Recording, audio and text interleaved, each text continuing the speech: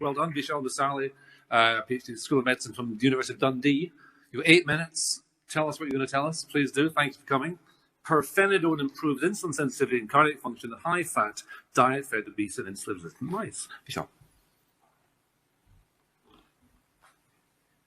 Thank you, Professor, for the introduction. Hello, everyone.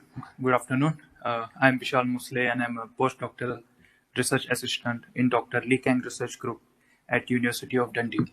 And today I'm presenting one of my studies on the effect of pirfenidone on insulin sensitivity and cardiac function in obese insulin-resistant mice.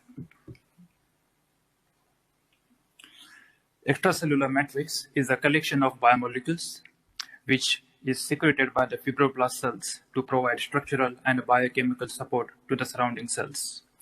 In obesity, ECM undergoes remodeling by increasing deposition of its biomolecule, and I am interested to study the impact of this biomolecule on cardiac insulin resistance and cardiac function. The reason to study this is because in our previous study, we discovered ECM remodeling, a common feature across different insulin-sensitive tissues in obese insulin-resistant mice.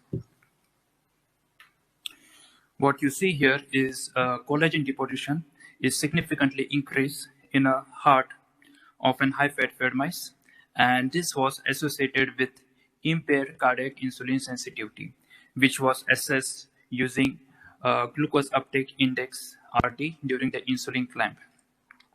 So what we really want to know here is the relationship between ECM remodeling, cardiac insulin resistance, and corresponding changes in a cardiac dysfunction. To study this, we treated high-fat fed mice with an antifibrotic drug, pirfenidone, which is commercially available to treat idiopathic pulmonary fibrosis, which is also characterized by unregulated excretion of ECM.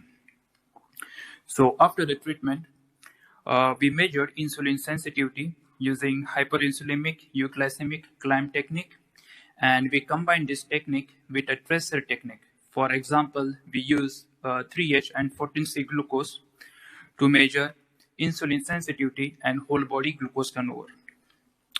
Further, we measure the cardiac function using a pressure volume loop technique, which is considered as a gold standard to measure the performance of the left ventricle of the heart. During the treatment, the body weight of the mice was unaffected, which is shown in a panel A. Likewise, body composition, which is shown in a panel B and a panel C, were unaffected by the pirfenidone treatment.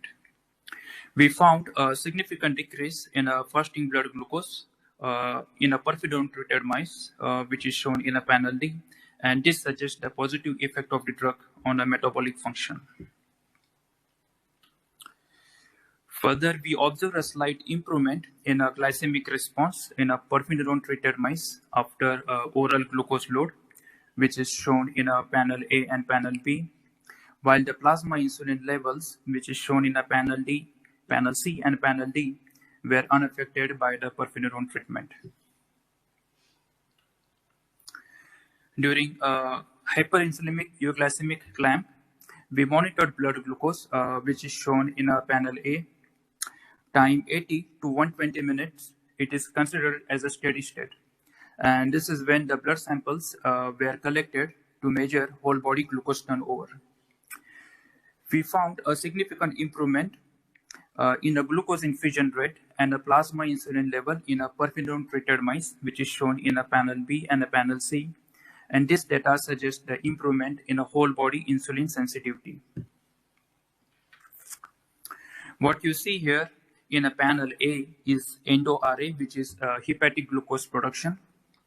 During the clamping, hepatic glucose production was significantly decreased in both the mice group.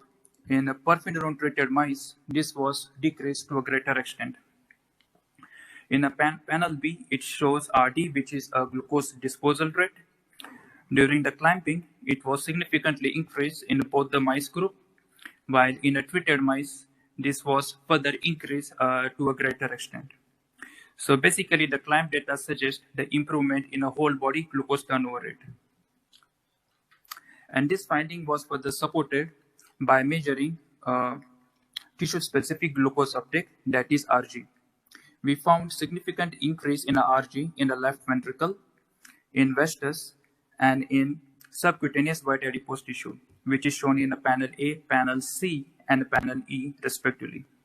We also found a slight improvement in a glucose uptake in other metabolic tissues, such as in a gastrus, in EP fat, and in brown adipose tissue, which is shown in a panel B, D, and F, respectively. What you see here is the collagen deposition in the left ventricle of the heart, which was quantified using Sirius Red Staining. We found significant decrease in a collagen deposition in a treated mice. And this data, along with the climb data, suggest the expansion of the collagen in the heart is strongly associated with cardiac insulin resistance. We further studied the effect of pirfenidone on cardiac function in a mice using a pressure volume loop technique. And what you see here is some of the PV loops which were recorded during the experiment. What you see here is arterial blood pressure parameter. Both systolic and diastolic pressures were unaffected by the treatment. We found a significant decrease in a pulse pressure, and that basically suggests the improvement in a vascular compliance in a pirfenidone treated mice.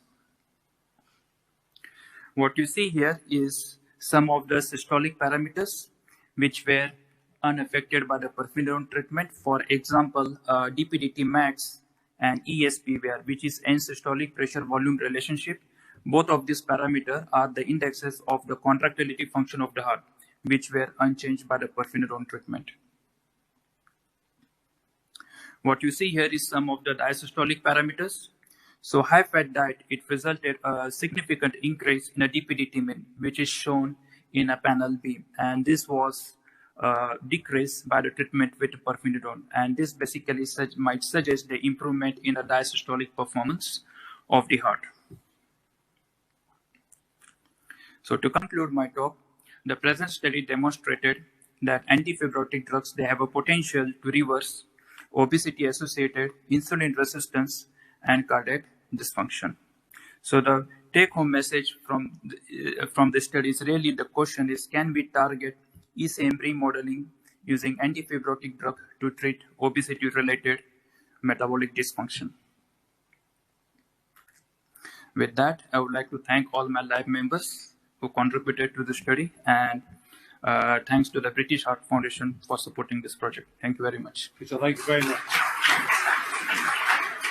Excellent. And yeah, well done. So a couple of minutes of questions. Questions, anybody?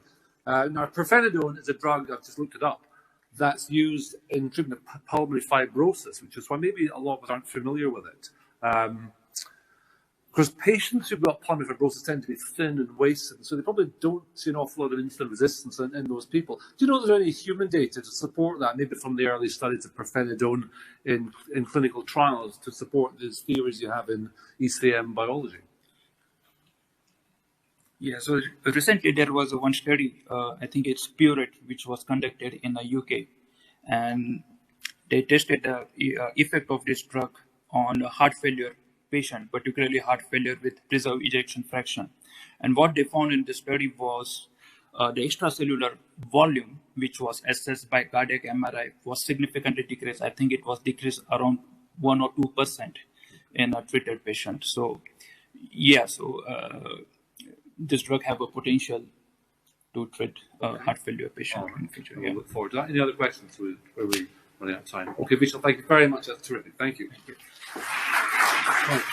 you.